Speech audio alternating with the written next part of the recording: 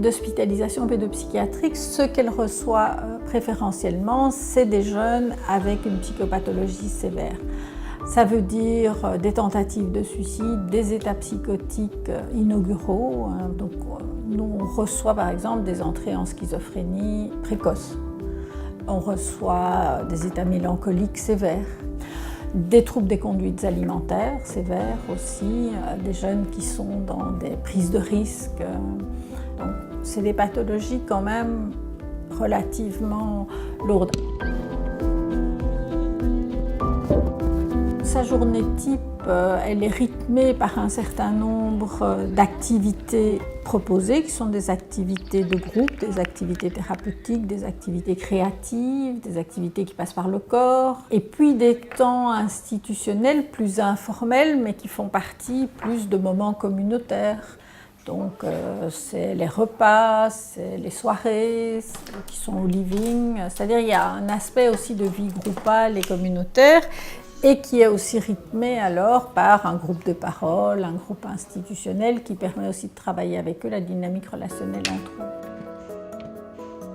Ici, quand on fait tout ce qui est peinture, tout ce qui est sculpture, ce qu'on fait aujourd'hui, c'est qu'on travaille la terre. Et donc on a proposé aux jeunes de prendre 2 morceaux de terre identiques et de représenter pour eux leurs qualités et leurs défauts. Et à la fin, le résultat va être collé pour montrer un peu quelque chose de personnel, pour, si le jeune le souhaite, pouvoir en parler.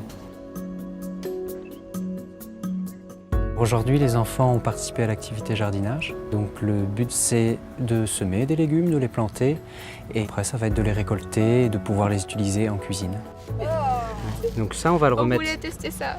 On va le remettre dans la nature, et voilà. Je pense que c'est important le contact de la terre avec nos jeunes, et donc ça va leur montrer comment la nature pousse.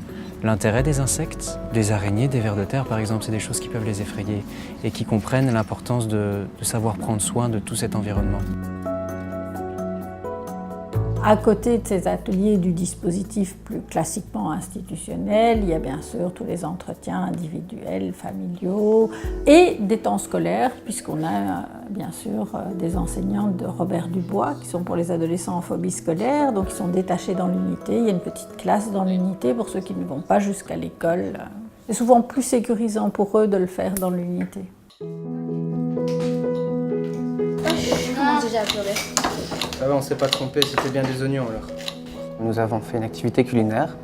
Je pense que ça fait appel à un bien-être plus général, à un certain confort au niveau moral. Alors pourquoi? Parce que ça fait appel à l'aspect cognitif. Donc le jeune va devoir, durant l'activité, fixer son attention, se concentrer.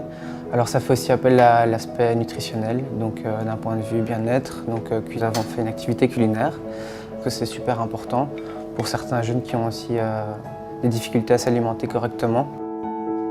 Au fur et à mesure de l'activité, une fois que la recette est réalisée, c'est un bon moment d'échange, de partage, de convivialité, qui je pense sont des notions très importantes dans la société. Le service de pédopsychiatrie de Lude est le plus gros service pédopsychiatrique bruxellois. Et alors c'est vrai que la participation qu'on a faite dans la nouvelle politique et dans le projet Brustar fait que le service a vraiment une place prépondérante au niveau pédopsychiatrique.